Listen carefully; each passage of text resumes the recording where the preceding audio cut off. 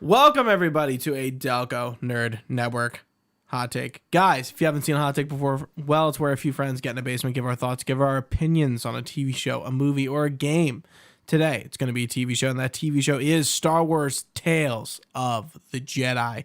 Here to discuss, as always, the Jedi Master himself, Chris Trio. Gooch, my fellow master, how are you? I'm good. Are you ready? I'm really glad we're doing this one. You were a bit trepidatious right? I was a bit trepidatious. I wasn't that interested, but after I binged them last week on Sunday, and I'm like, damn. Doesn't it feel good to have some good Star Wars? Yeah, I know. What a like what a it's thought. like categorically. Are you good. caught up with Andor? Yeah, I was gonna say between I'm on this episode and Andor, 6. it feels nice to be for once in a while. It feels nice to be a Star Wars fan. I will say that. How far are you into Andor? 6.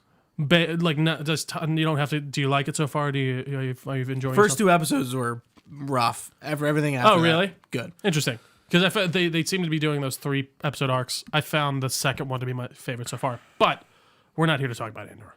We're here to talk about Star Wars Tales of the Jedi. 15 to 20 minute episodes each. There's about 6 of them. 3 of them concern Ashoka.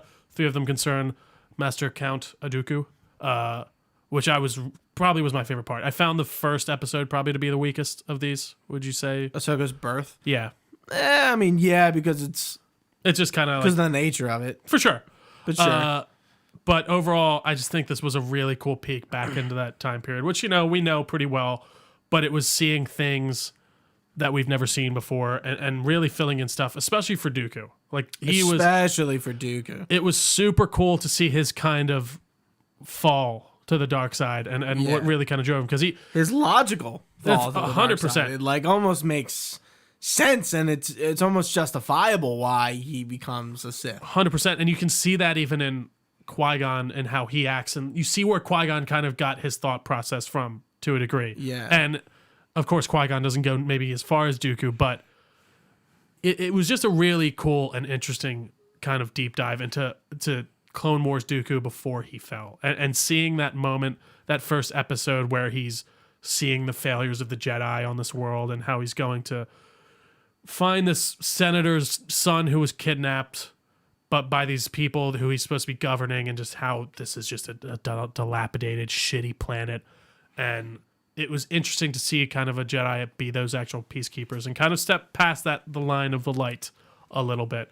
I really liked his voice actor too. Corey Burton, yeah. Is that who it is? So Christopher Lee plays a character in Kingdom Hearts 2 and some of the Wise. And once Christopher Lee died, Corey Burton also stepped in to voice, what's it called?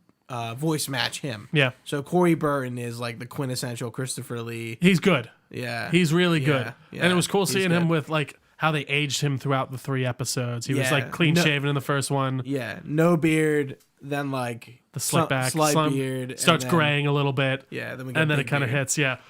Great stuff. Really good stuff. Ahsoka's stuff was really good too. I don't think it was as integral maybe as Dooku's. So what really got me was like, okay, like this training that Anakin's having her go through, and fighting actual stormtroopers or clone troopers, and then it's like, oh fuck, that was so integral to like what she would end up having to do. Well, and it shows you why she clones. was such a better Jedi in some respects too. You don't even like he's like they're teaching you on these training droids. You need to be able to fight clone troopers. You need to be able to think on your feet more. Or fight like a person. A person, yes. Yeah, right. Yeah. Really good stuff. And even those moments between her where the animation in this. Really just good. It's so good. It's so cool. If you go back, amazing. If you go back to the first Clone Wars, they're so robotic, and they're very much like mouth moving, like in a very kind of jarring way. Seeing them kind of really perfect this animation style is another reason that I feel like I enjoyed watching these so much. Because in a lesser animation style, I don't think these are as impactful, but they can really set a scene with this. And even that first town that Dooku rolls into, and it's just this dilapidated shithole, and these people are just look awful and emaciated. It really sells home like why Dooku is doing what he's doing, and the cracks he sees within the Jedi logic. He betrays, his best friend Sifo Dyas, and and in turn he betrays the Jedi Order. And we see him delete the plans for Camino, which we see obviously within the actual movies, which is a good little tie-in. I assume most plebs don't know exactly what's happening there, because even they don't really explain it in that movie. You just hear about Sifo Dyas, and they're like, "Oh, that's interesting." And then Obi-Wan becomes the worst private investigator ever. They're like, "Are you Sifo Dyas?" And he's like, "No, I don't know who that is. Stop, shut up, just keep going along with it." What was your favorite episode? I think the Ahsoka one at the end. Really? When she kills that Inquisitor. It's a very samurai she moment. doesn't say anything the whole episode, and I think she says something at the end. No, she talks to the one girl in the middle of it too, a little bit. But when she she's been in hiding and now she's ready to go back and join the rebellion, and I guess sort of be one of its progenitors. Yeah, or at least fight to some degree, at least the Empire for sure. And it really reminded me of the Obi-Wan Maul fight. Have you ever seen that? No. Well, yes, yeah. Like where he literally just kind of goes one swipe and then takes him down. So it really felt like that, where she just switches stances and takes it. It's good stuff. It really did remind me of that to a degree. I liked it a lot. Overall, man, I just think this is a great example of what Star Wars can be when you really think it through and logically, and you put thought into it. Because again, when you look back at a Boba Fett or something like that, in the season finale, you're like, why are these people just standing in the middle of a road and not running away or trying to do anything? Tales from the Jedi is very member berries, to a degree, for sure. To a degree. But not all Star Wars needs to be member berries. No, definitely. Andor definitely isn't member berries at all. No, they definitely kind of keep that out of the equation as much as they can, for sure. Yeah. No, I think it's very well done, and just seeing kind of Dooku's growth, I think, was probably the most interesting thing and the most different that we've gotten out of anything, and just a part of the Clone Wars that we've never really explored. But I think the Yaddle one was my favorite. Seeing him, so he's had to fight 2 little Yoda peoples, which is funny. But he kills Yaddle. Yeah, he does. But now we know what happened to Yaddle. Yeah, because she just kind of disappears. I wonder if that was a big ask to do that. Maybe not, because I feel like there's not much they're not doing, unless they had some other set up plan with her or something like that. Funny, I think the biggest takeaway though from this, what do you think it is from her episode? From her episode? Yeah. What do you mean? From how she speaks. Apparently Yoda just speaks like that because he's an asshole. I don't know. I did see one. Somebody said it. It was like his master or something way back spoke like it, so he kind of does that too. Yeah. No, interesting things, but I thought that was just a funny thing. I really loved Bryce Dallas Howard as the voice. I think she did it. It was kind of weird, but really, I thought it was well done the way she talked. What a weird pull. What a big actress for Yaddle. You got to think she's directed a bunch of Star Wars things and things like that. So it kind of makes sense that they could pull her in. Like a short role. No, absolutely. Yeah, I like how even she kind of understands why Dooku's doing what he's doing. And she knows that the Jedi Order are failing. That's why she left the council. Yeah. Dude, what he says to Mace Windu, I think they're sitting in the plane, or they might be having a conversation on Coruscant, and they're like, I forget what exactly he says to him, but it's along the lines of you're a great Jedi Master, but man, if you didn't follow the rules, you get so much more done. And it's true, and you even see that I mean, I totally forgot about the Mace Windu episode now that I'm thinking about it. That was another great one to show just Samuel L. Jackson just didn't want to come back, I guess, No, well, that did surprise me, because I thought he was supposed to come back for this one. And I mean, you hear, what's his name is Qui-Gon for a small second. Yeah. As for when he's older, but then Liam Neeson's son plays him when he's the younger. Really? When he's the young guy, which was cool. I didn't know he had a son. Yeah, apparently he's a bit of an actor too. He did a movie with him a little while back. I actually was looking it up. I can't remember what it's called though. But no, bringing back little things. What's his name was the Emperor. Which is obvious, but no, just a great Ian McDermott. Yep. Yeah. Good little moment, even just that smirk. Ian McDermott isn't doing anything else. I think he loves, and I think that's part of it, but I think he just loves doing it. If they're like, hey, can you come cackle in a room for an hour? He's like, I'm there. Let's do it. I don't even care. Give me $10. I'm fine with it. I'm sure that was a day of recording. From his house. Yeah. I mean, that's how they did. If you looked at the behind the scenes for Obi-Wan, they filmed it. It's not in his house, but it's him at the location in, I guess, England. and like she's directing him from like a video camera or something like that. But I think that a lot of things have done that. Even like the pickup for Henry Cavill as Superman, that was done like a month before in England, like at a studio in England. For Obi-Wan, is it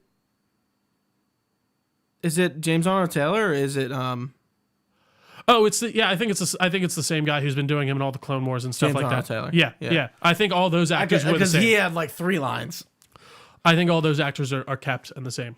Still the same ones. Yeah, because I was thinking about it. I'm like, I don't remember. Yeah. Overall, Gooch, it's just great Star Wars, really. What do you want to see from the season 2 of this? Because this is season 1. And I guess we're going to get another batch Of just, kind of little side maybe stories. 2 other Jedis. And I mean, Yeah, these are only 20 minutes long. You can get through this and... I did them all. that's in what I one did sitting. too. Yeah, it's very easy. Definitely and the way to digestible, watch it. For sure. What would I want to see out of this? It's funny because a lot of the characters who have been explored, like if we didn't have an Obi-Wan show already, do a tiny little adventure of him in the deserts of Tatooine. But that's already done. I think that's a past thing. I maybe hesitate to say it, but a little Darth Vader story in the middle there, I would be down Jedi. for. What? Like Tales of the Jedi. yeah. Not That's true. So Tales of Jedi. yeah, they can't do like an Anakin thing because again, you know where that's going. I don't know. Maybe a Kiadi Mundi one. Like maybe start exploring some of the council members that we don't know much about. The only reason I would debate that it's just like, okay, like so what are we telling? You Sure. know? And maybe With Ahsoka, she's still an ongoing character. It makes sense. With Dooku, and it was like, oh yeah, we never really got the bulk of his story about why he's necessarily doing what he's and doing. I love like the lines of like, oh, I can't wait, looking forward to meeting Obi-Wan, and he doesn't meet him until the Clone Wars, and they're already on the other side. and by he that mentions point. that. No, it's true. And I'm like, yeah, they did that really well. Like with it, His was the best puzzle piece to fit it. Like it felt so naturally put in. Ahsoka's is just kind of like, we don't really know much about Ahsoka before she joins the Jedi Order, and her story's still going, and there's still even some gaps Sure. after the Clone Wars and before Rebels and stuff as like what she was doing. Yeah, I would say story-wise, hers isn't as integral as maybe Dooku's is, but character building-wise, I think it's a great kind of just show of who Ahsoka is and why she acts the way she acts, and that Maybe we'll get something for like Cal Kestis would be cool. That would actually be really cool. That's a good call. That'd be a good place to do that. I still think he needs to. He needs the I would love to see him come out into the live action stuff. I could see that happening with Ahsoka or something like that, the show. But I don't know. I really don't. I don't really have an answer to that question either. No, it's tough. It's a good it. question though. I like the idea. I'm trying to think of someone else who's pretty integral that we could do with filling in their backstory a little bit more, but I'm having trouble finding one in the recesses of my mind.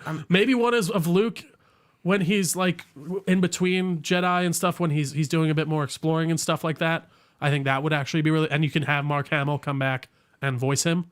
Yeah. So I don't know. I think Luke would actually be probably my top go-to to see kind of. There's a lot of comics covering those more in between eras, but just to see what's going on, what he's doing. I mean, for a while he has a what's it called? It's a lightsaber. The yellow ones. Fuck, what are they called? Jedi Temple Guards? Yeah, the Jedi Temple Guards. He had one of those for a while. Just the yellow crystal. But yeah, Gooch, anything else about Tales of the Jedi? We got Kit Fisto. Oh! Shakti. Oh, that's right. That's true. But again, like this is what I'm saying. Like we could do Kiadi Shakti Mundi and stuff like that. Done to death. I mean, she's been killed 3 different ways, which is the funny thing. Yeah. But it's just like, I don't really care about Kit Fisto. No, I agree. But they could maybe make me care about these characters by doing something cool. But they are dead. They are dead. So is Dooku, but we found that moment that is interesting to fill in a gap that we want to see. Whereas I don't know how you do that necessarily with some of these characters. Like, I mean, doing what they did with Yaddle was cool because do one of like every lightsaber that Grievous has. We'd learn more about the like Grievous himself, but again, like they are, I guess, limiting themselves to a degree with Tales of the Jedi. Yeah, they could do Tales of the Sith. They could do Tales know of the, who Grievous kills to get all those lightsabers? Not really. Okay. Just I think they're just other Jedi and stuff. Another thing with Grievous, which has always baffled me, why don't you just crush him? Why don't you just? Sorry for another day. I know. Like I do think there's like an explanation online where like it's because he's such an overpowering force and he intimidates you. And it's like, no, I think you could still just, grab his chest and crush it. Maybe that's a dark side thing, but fuck you guys. It was a cool moment seeing Dooku force choke that guy. And that was that kind of first moment of him like, that's not something a Jedi should do. And even Qui-Gon's like, listen, we shouldn't do this, but it's okay, Master. We got it. We figured it out. Don't worry about it. I like how he respects him. He does. Yeah, he knows he feels like he went too far maybe in that moment, but he still appreciates his teachings and such.